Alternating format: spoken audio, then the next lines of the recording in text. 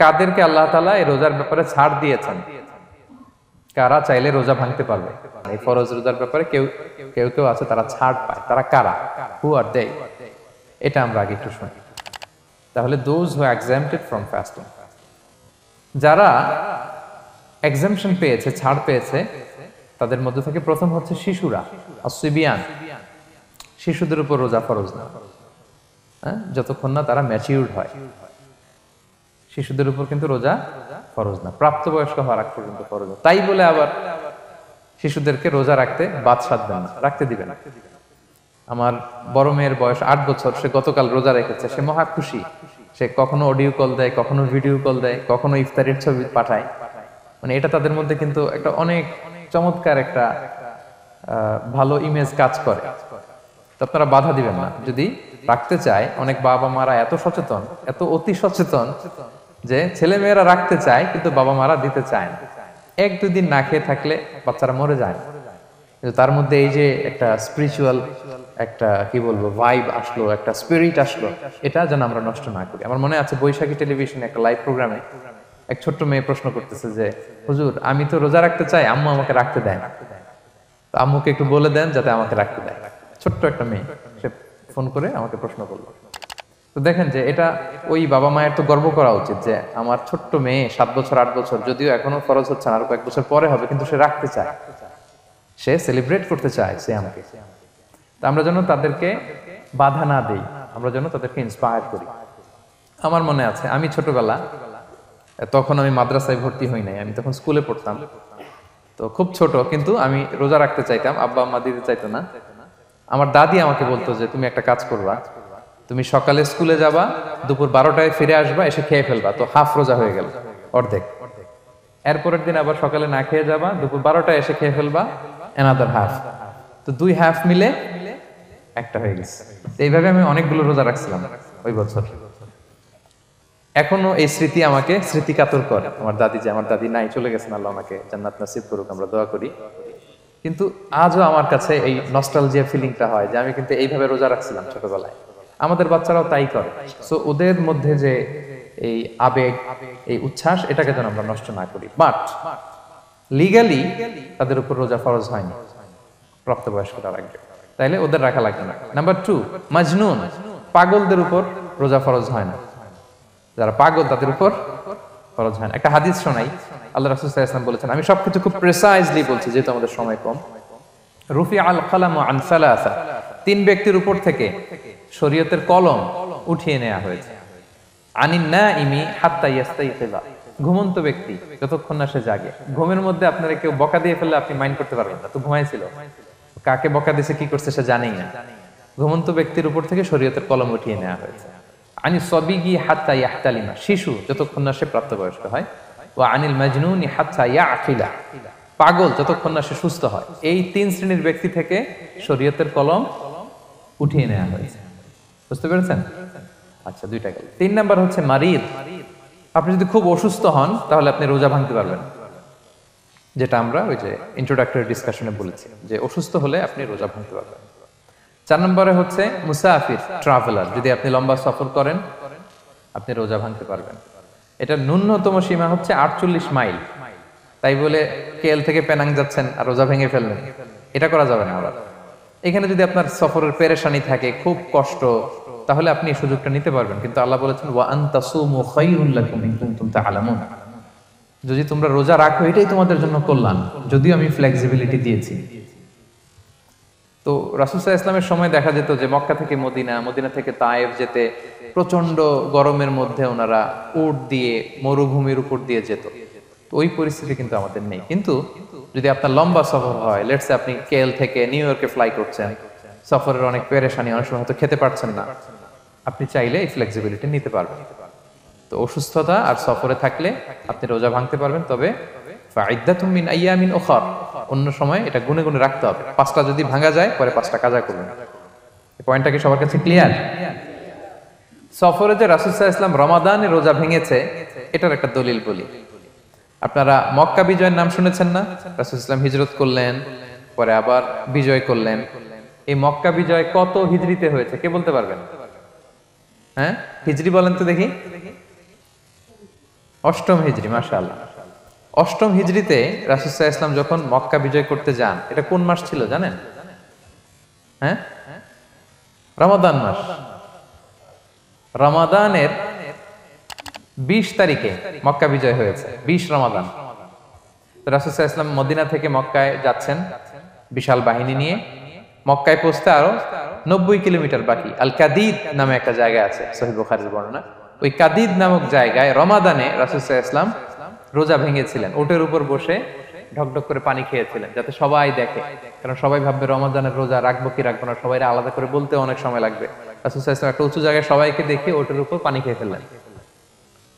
ফলে রাসূলের দেখা দেখি সব সাহাবারা পানি খেয়ে রোজা ভেঙে ফেললো। এটা কোন মাস ছিল? সবাই বলতে হবে কোন মাস?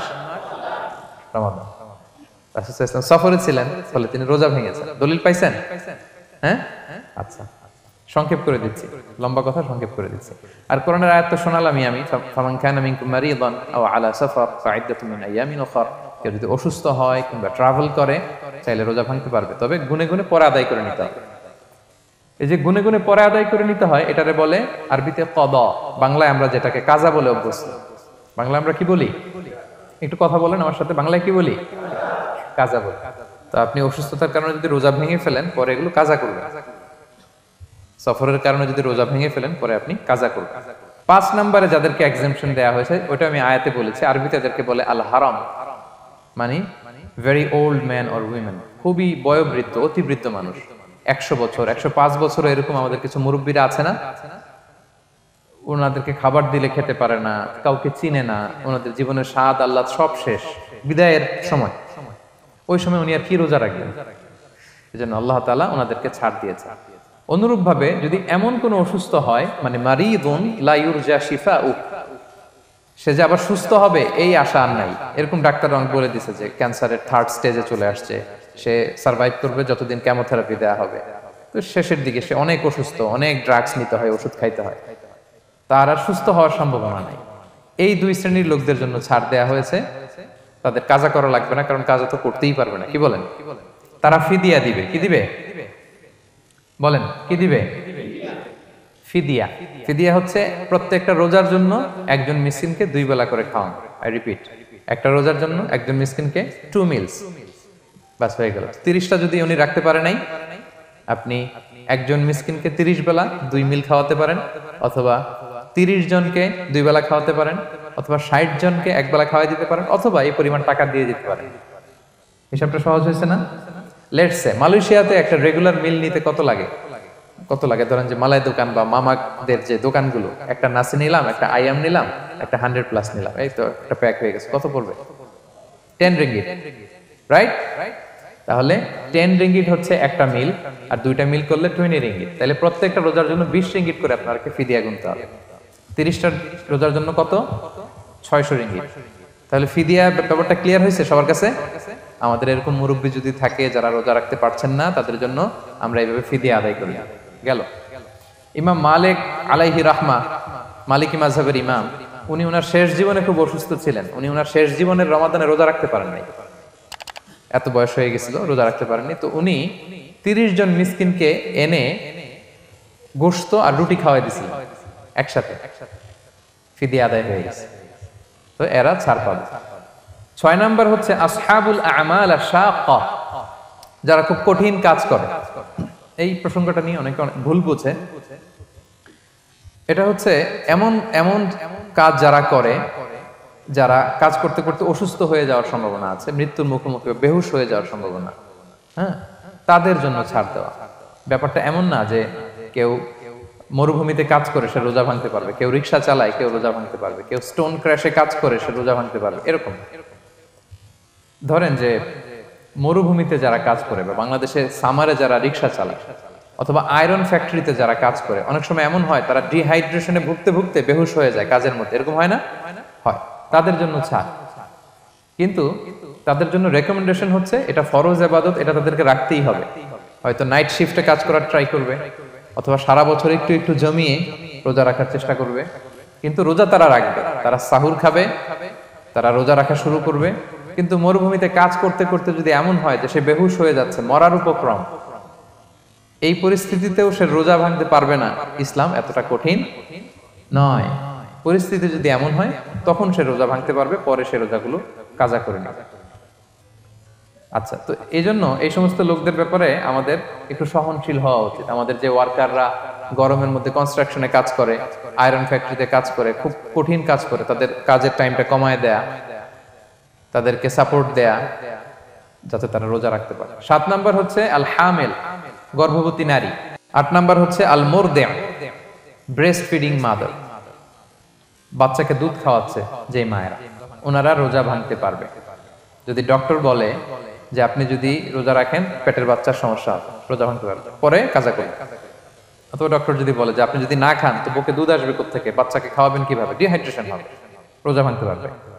এটার দলিলটা শুনেন, সুনানে আবু দাউদের হাদিস, আল্লাহ রাসূল সাল্লাল্লাহু আলাইহি ওয়াসাল্লাম বলেছেন, ইন্নাল্লাহা আযজা ওয়া জাল্লা ওয়াদাআ আনিল মুসাফিরি শাতরাস সালাহ, আল্লাহ তাআলা মুসাফিরের জন্য নামাজকে অর্ধেক করে দিয়েছেন, কসর, ওয়া সিয়ামা আনিল হামিলি ওয়াল মুরদি', আর গর্ভবতী নারী আর দুধ খাওয়াচ্ছে এমন মায়ের জন্য আল্লাহ সিয়ামকে এক্সাম্পশন দিয়ে দিয়েছেন, ছাড় দিয়েছেন, তারা চাইলে রোজা ভাঙতে পারবে।